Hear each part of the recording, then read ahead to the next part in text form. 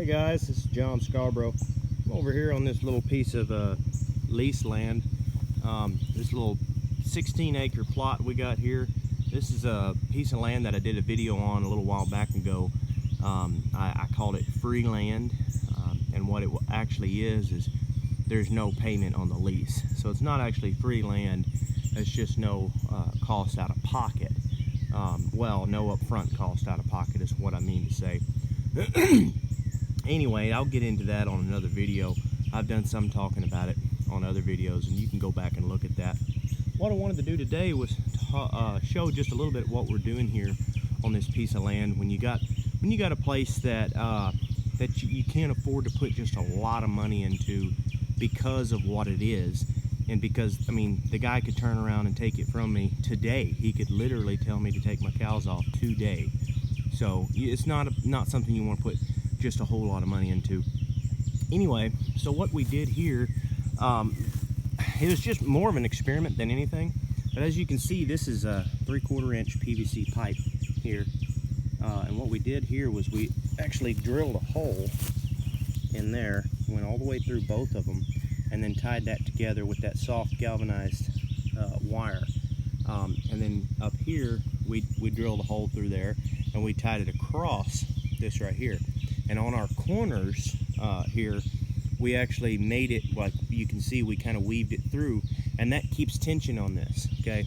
So that when I pull my gate up here, I can take, you know, I still have tension. So I got that on my other side as well down there.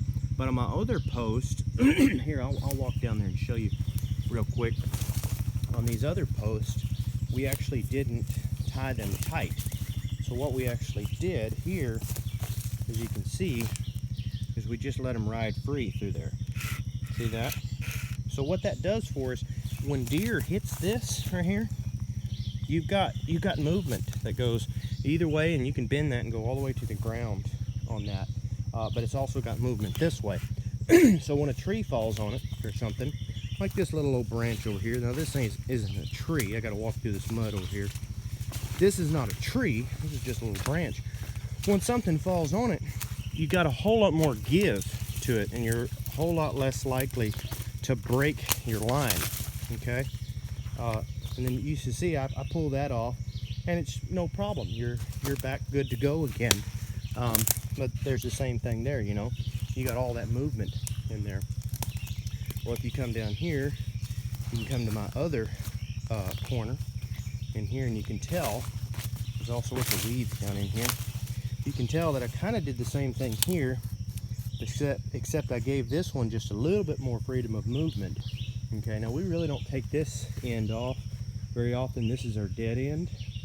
We just actually put that in there just in case we ever needed to come through on that side. But this actually makes a very economical little fence. These are PVC plastic pipe, okay? So the post is your insulator. Now, I'm gonna say that with some caution, okay? First of all, we use these PVC pieces of pipe because we already had them. They were scrap pieces of pipe, okay? So it's not like we went out and bought the pipe, okay? Secondly, even if we did buy the pipe, you're getting a very, very low cost post, okay? But here's the thing about PVC pipe, all right?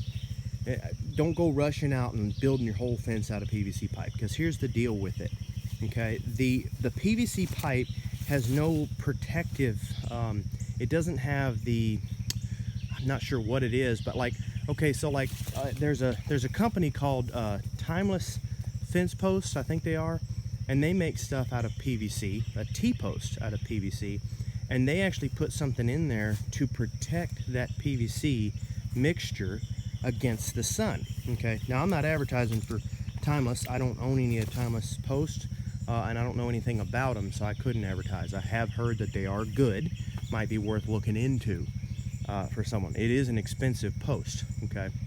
But what the point I'm trying to make is this stuff will not hold up against the sun, but it will virtually last forever when it's not in the sun.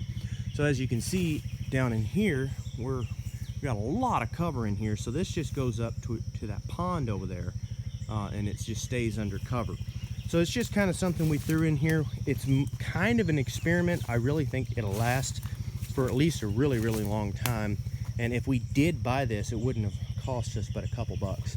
But then also the second experiment we did here, because we're out in the woods, we actually went and bought this cable right here. This is a 1/16 of an inch stainless steel cable. Okay. Now, typically I would fence with a with an actual galvanized wire. Okay, it's an actual hot wire, 12 gauge, or yeah, 12.5 gauge I think is what we actually use for our hot wire.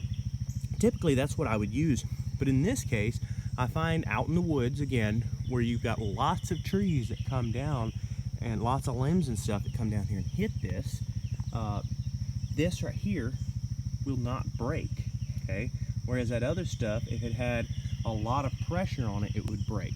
Okay, so I'm not saying that this stuff is the stuff to go get. It's definitely not going to be as cheap. Now, it's not very much more. When you actually do the numbers, it's not just a whole lot more, or at least it wasn't for me. I bought this in a chicken house, chicken supply store, for big chicken companies and stuff. I actually bought that in there. They use it for shocker cable in those chicken houses, to keep the chickens from jumping on the feed and drinker lines. Okay, so that's what I'm using it for out here, and it works really, really well. So you might keep that in your back pocket as well. A little tip, that the limbs falling on here, when you've got something that you get a lot of limbs falling through, or a lot of deer pressure like it's out here, then sometimes this cable can be worth putting in a little small stretch or something like that. Okay, so anyway, that's just kind of something I wanted to talk about in there. And I got one more thing I wanted to show you as well on this. I am planning to make another video, another follow-up video on how this property is treating us, and maybe some more ups and downs that we're going through on the not paying any lease. But that's going to be another video. Y'all stay tuned for that and keep your eyes open. This is the second thing I wanted to do. I'll show you this. So we power this up when we go over here. Sorry for all the movement, guys. It's kind of hard not to when you're out on the farm and you're just trying to shoot a video. But anyway, we go over here and we power this up. There's a hot wire that goes around that pond, and it's not all the way around it unless we want it to be. We can take it up in places, but there's this side right here is always hot. Okay, so this right here is actually PVC pipe too. We use that as well, and that's an experiment as well. I don't think it's going to last forever, not out here in the sun, but it's something we wanted to experiment with. Like I said, we had a bunch of it for free, so we actually just drove that in. So it does work really well, because that is like I said, it's an insulator. Okay, but anyway, back to what we're doing here. We can take that line, that little gate, and when we're wanting to keep the calves on this side right here, okay, right in this area, then we can put that gate up right here. We can stretch that little piece of hot wire across and power it up when it clips to the pond. So when it's not clipped into the pond, then it's not hot.